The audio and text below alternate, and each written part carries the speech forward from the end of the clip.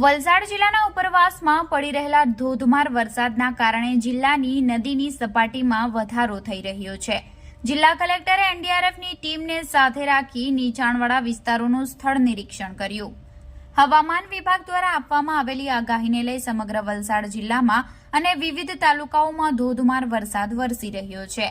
ત્યારે ઉપરવાસમાં પડી રહેલા ભારે વરસાદના કારણે તાલુકાના અલગ અલગ વિસ્તારોમાં આવેલા કોઝવે અને નીચાણવાળા વિસ્તારોમાં પાણી ભરાવાના શરૂ થઈ ગયા છે.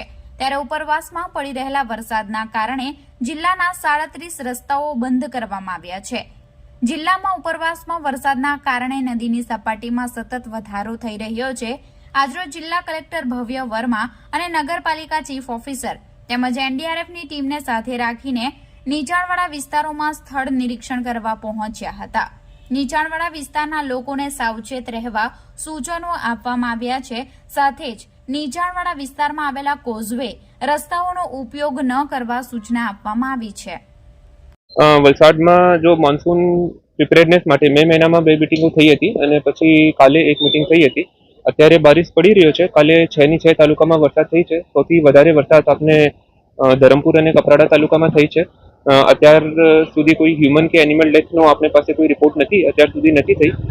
ટોટલ આજ સવાર સુધી 10 રસ્તાઓ જેટલા બંધ હતા. આમાંથી 8 પંચાયતના હતા, 2 સ્ટેટ હાઈવેના હતા.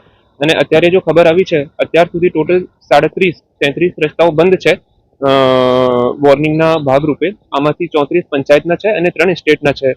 આ જો રસ્તાઓ છે એના ઉપર કામ ચાલી રહ્યો છે.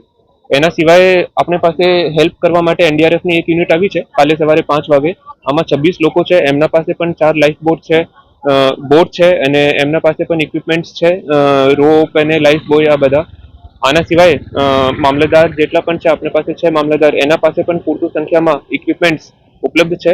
4 નગરપાલિકા આપણી પાસે છે. 4 નગરપાલિકા પાસે પૂરતું પ્રમાણમાં ઇક્વિપમેન્ટ્સ ઉપલબ્ધ છે.